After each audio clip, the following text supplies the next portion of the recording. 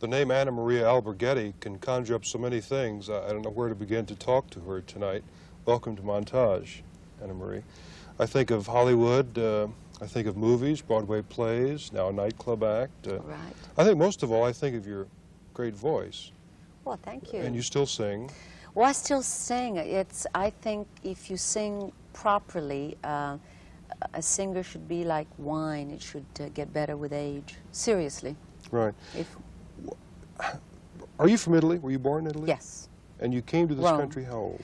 I was 13 when I came to this country as a child prodigy after I had already been touring Europe for about 4 years. So I really started singing when I was 6. I gave my first concert when I was 6 years old. Now, was your family a musical family? All of them, yes. My father was a baritone with the La Scala Opera Company, a cellist and a conductor.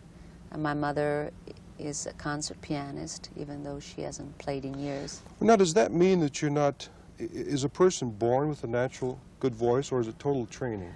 Well, I believe that I was born with my voice because I cannot believe, I started singing when I was 3, and it was my father's dream that I would revenge him for the career that he felt he didn't have. He was very successful and stopped at the peak of his career. He was at La Scala, but he wasn't as good as he wanted to be, okay? So he was left with this burning desire of being a teacher and having one of his children revenge him. So when I was 6 months old and cried all night, my father was happy as a lamb, they tell me, because he would turn around and say, "You're here, I tell you she's got a voice." But I had to, the range, I think, had to have been there, because I had the range when I was 4 or 5 years old. Now, I don't think that that can happen, that my father could have, you know, molded that in 2 years, because when I was 6 years old, I sang Caro Nome from Rigoletto and the Mad Scene from Lucia de Lammermoor, of Lammermoor. So it's impossible that he could have carved the range out. I think the range was there, and he just, you know, molded it. Yes. Did you ever want to not be a singer, or I guess it never occurred to you? Well, it never occurred to me when I was a child, because as a child, you know, your parents are your gods, and it's a heavy responsibility now. I'm feeling it being a parent. But, and I didn't think that I resented any of the pressure that I was put under until many years later, when I had achieved what I, in my mind, had set out to, the plateau, you know, that I wanted to arrive at, which was Broadway, the Tony Award. And then I went through a period in my life where I rebelled unconsciously about having been robbed of a childhood, and at age 9, 10, being the financial earner of my whole family. And if a concert did not go well, that meant that the livelihood of my entire family was at stake. Terrible pressure. And that's pressure that later I discover was extremely damaging, and that's when I took some time off after I got married to reevaluate my life. Those years you were out, did you sing every day? Or would you go for long stretches and never sing?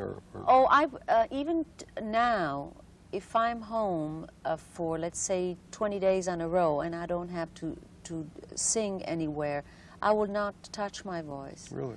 Yeah, I sing an hour and a half warm-up when I'm performing, and I will sing 3-4 hours a day if I'm learning a new score, which I'm doing right now. I've rented at the Jockey Club a piano in my living room, because I'm doing the Student Prince for Lee Goober, and it looks like we're going to go to Broadway with it for a limited engagement.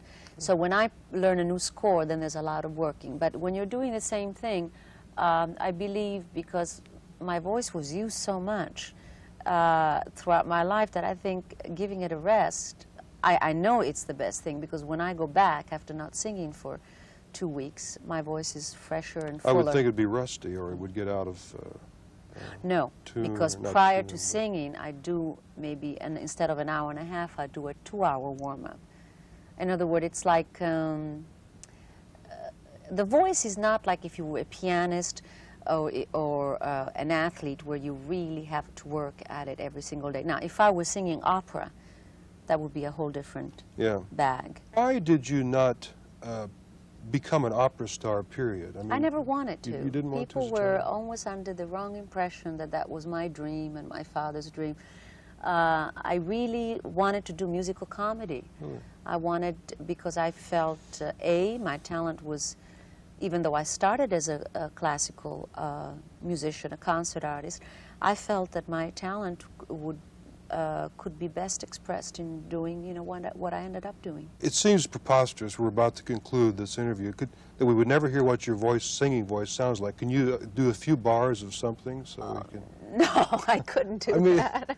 It seems so weird to have Maria Alberghetti. But I tell you, no one ever asked me that. I'm shocked. Well, it's kind of crazy. You're known for singing, and we haven't. We'll have to, I guess, go hear you perform or buy some records. Well, next time we'll come in and we'll roll a piano in, and I'll do a number for you. Okay. Okay, we'll wait for that. Okay. Thank you very much for being with us. Thank you. It was a pleasure. We'll be right back.